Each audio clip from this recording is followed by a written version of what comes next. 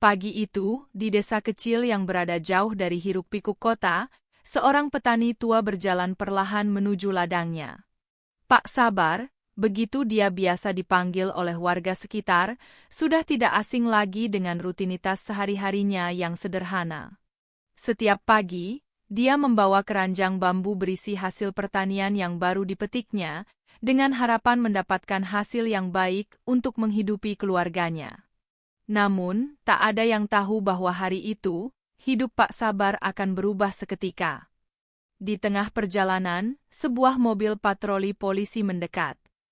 Dengan langkah besar, seorang polisi muda keluar dari mobil tersebut dan menatap Pak Sabar dengan tatapan tajam. Tanpa basa-basi, polisi itu langsung menghardik Pak Sabar. "Hei, itu jalan umum. Jangan menghalangi jalan dengan barang-barangmu," teriaknya dengan nada kasar. Pak Sabar, yang tidak pernah terbiasa dengan sikap seperti itu, terkejut. Meskipun usianya sudah lanjut, dia tetap menjaga kesabaran. "Saya hanya membawa hasil pertanian, Pak. Saya hanya lewat," jawabnya dengan suara pelan, mencoba meredakan ketegangan. Namun, kata-kata Pak Sabar seolah tidak didengar. Polisi muda itu semakin keras dan tanpa ampun mendorong keranjang yang dibawa Pak Sabar, menjatuhkan hasil pertanian yang sudah susah payah dia kumpulkan. "Jangan banyak alasan. Kamu menghalangi jalan dan merusak pemandangan desa ini," bentak polisi itu dengan keras. Warga desa yang menyaksikan kejadian itu hanya bisa diam, tak tahu harus berbuat apa. Hai, teman-teman. Sebelum kita melanjutkan kisah yang penuh dengan drama ini, jangan lupa untuk subscribe channel kami, memberikan like, dan meninggalkan komentar di bawah. Kami sangat ingin tahu pendapat kalian tentang cerita ini. Jangan lewatkan juga video-video menarik lainnya di channel ini. Terima kasih telah mendukung kami. Pak Sabar, petani sederhana berusia 60 tahun, memang sudah lama dikenal di desa sebagai orang yang baik hati. Hidupnya tak pernah mudah. Dia sudah kehilangan istrinya beberapa tahun lalu dan kini hanya tinggal bersama anak-anaknya yang sudah dewasa. Meski kehidupan terasa keras, dia tak pernah mengeluh. Semua yang dia miliki berasal dari kerja keras di ladang, dan dia bersyukur dengan apa yang ada. Namun, kejadian pagi itu begitu mengejutkan dan menghancurkan hati Pak Sabar. Polisi yang datang dengan cara yang sangat kasar dan tidak menunjukkan rasa hormat sama sekali benar-benar membuatnya merasa kecil.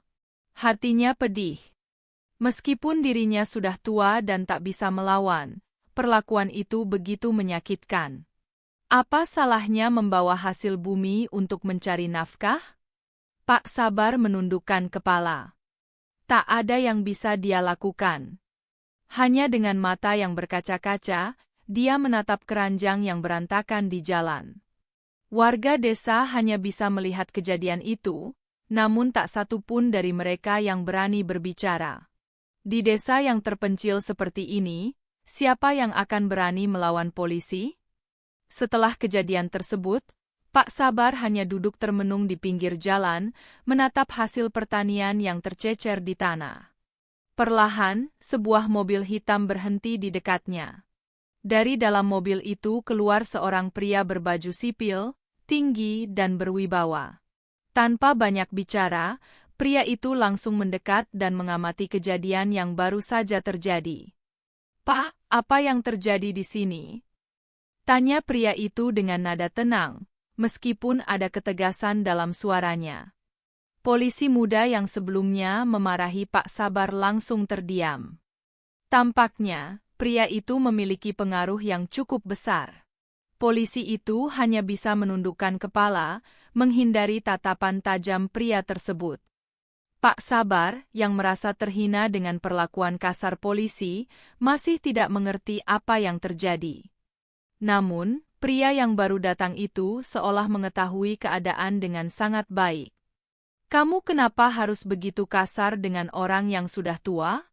Dia hanya membawa hasil pertanian," kata pria tersebut, suaranya semakin keras.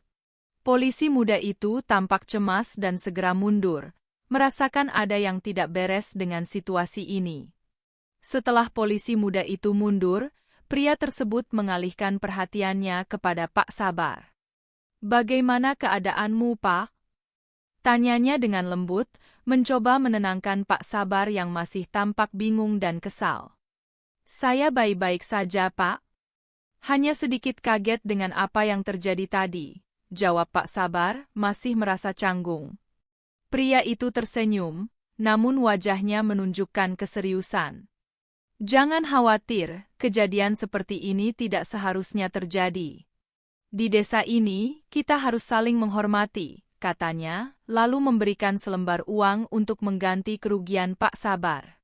Pak Sabar menolak dengan sopan, merasa tidak enak menerima uang dari pria yang baru dikenalnya itu. "Apa yang Anda lakukan di sini, Pak?" tanya Pak Sabar, mencoba memahami siapa sosok pria ini. Pria itu tersenyum dan mengangguk. "Saya hanya mengawasi situasi di sini. Saya seorang letnan kolonel di Kopassus," jawabnya dengan tenang. Pak Sabar hanya terdiam, terkejut dengan pengakuan tersebut. "Kopassus? Pasukan khusus?" gumamnya dalam hati.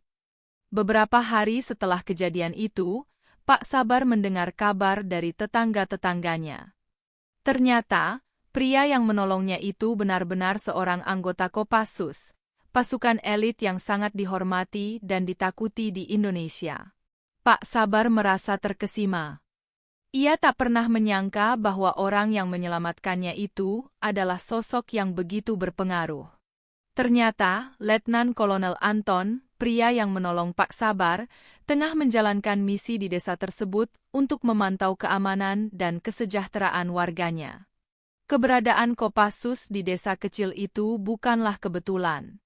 Mereka memang ditugaskan untuk melakukan pengawasan di berbagai daerah terpencil guna memastikan tidak ada penyalahgunaan kekuasaan atau ketidakadilan.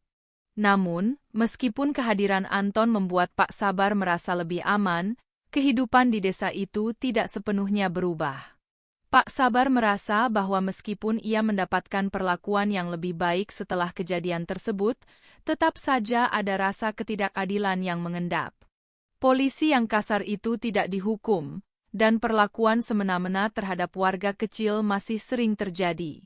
Pak Sabar berpikir, apakah perubahan itu akan bertahan lama? Letnan Kolonel Anton, yang mendengar kekhawatiran Pak Sabar, menyarankan agar dia tidak tinggal diam. "Kita harus berani berbicara ketika melihat ketidakadilan," katanya, memberikan Pak Sabar semangat untuk menyuarakan apa yang dirasakannya. Akhirnya, Pak Sabar mengambil langkah yang tidak pernah ia bayangkan sebelumnya. Dengan dukungan Anton, dia memutuskan untuk berbicara dengan pihak berwenang dan menuntut agar polisi yang telah bertindak kasar kepadanya mendapat pelajaran. Meskipun ia tahu bahwa tindakannya ini akan membuatnya menjadi sasaran banyak orang, Pak Sabar merasa bahwa ini adalah waktunya untuk berjuang demi keadilan. Pak Sabar bersama Anton berkeliling desa, mengumpulkan tanda tangan dari warga yang setuju agar polisi yang bersangkutan dihukum. Ternyata, banyak warga desa yang mendukungnya. Mereka merasa bahwa sudah saatnya untuk berbicara dan memperjuangkan hak mereka. Pada akhirnya, setelah banyak pertemuan dan diskusi, keputusan itu tercapai. Polisi muda yang kasar itu diberhentikan dari jabatannya dan diminta untuk meminta maaf kepada Pak Sabar dan warga desa. Meskipun hukuman itu tidak cukup berat, setidaknya ada perubahan yang terjadi. Letnan Kolonel Anton memberi pesan terakhir yang mendalam kepada Pak Sabar. "Ingat, Pak, kekuatan terbesar kita adalah keberanian untuk berdiri dan memperjuangkan apa yang benar, meski itu tak selalu mudah. Jangan pernah merasa kecil hanya karena status atau pekerjaan kita. Kita semua berharga," kata Anton dengan penuh keyakinan.